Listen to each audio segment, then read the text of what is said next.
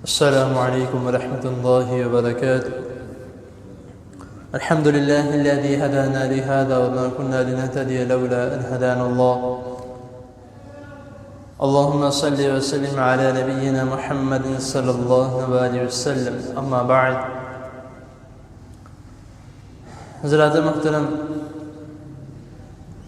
اللہ رب العزت کی توفیق سے اور آپ دوست احباب بزرگوں کی دعاؤں سے باب صلاۃ الجماعت والامامہ،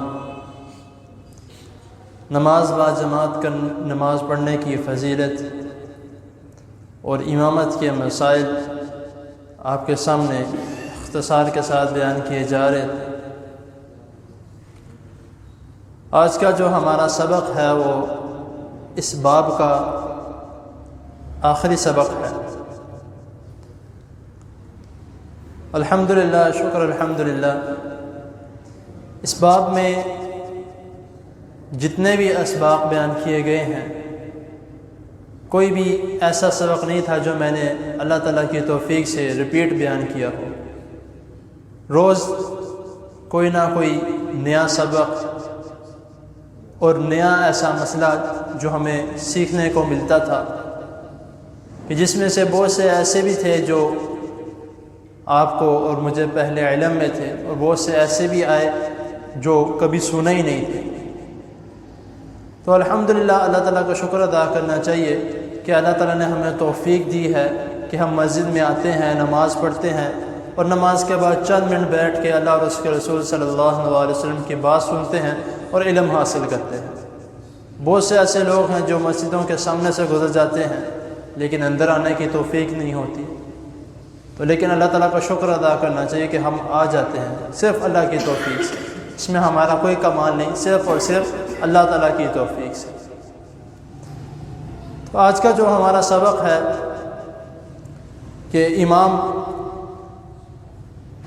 جو امامت کرواتے ہیں، کئی مساجد میں آپ نے بھی دیکھا ہوگا کہ جب وہ جاتے ہیں تو ان کی جگہ پر کوئی اور نماز پڑھاتا ہے،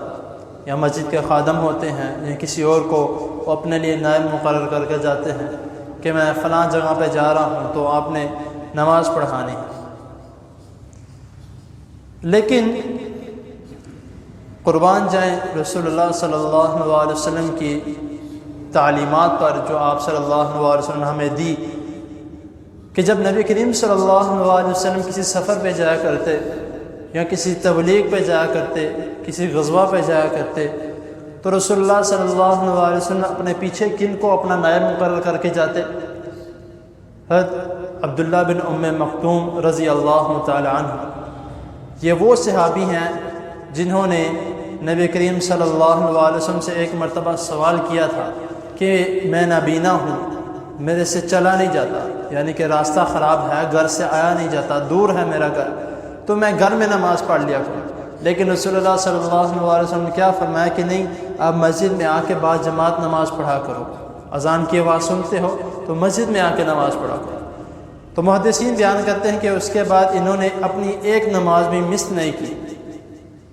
تو پھر اس کے بعد ان کو وہاں کا مؤذن مقرر کر دیا گیا۔ پھر اس کے بعد ایک یہ جو شرف ان کو حاصل ہوا، ایک تو نابینا ہے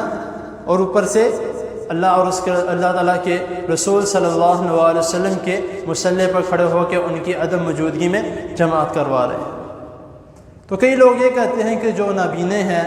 وہ امامت نہیں کروا سکتے، کہ ان کو اپنی صفائی کا خیال نہیں ہوتا۔ میں یہ سمجھتا ہوں کہ جو نابینے ہیں وہ اپنی زیادہ صفائی کا خیال رکھتے ہیں،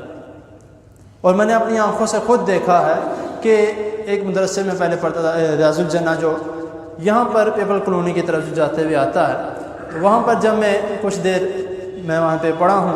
تو وہاں پر میں نے دیکھا کہ 3-4 میرے ایسے جو کلاس فیلوز تھے وہ نابینے تھے، لیکن ہم سے زیادہ ان کو قرآن یاد تھا۔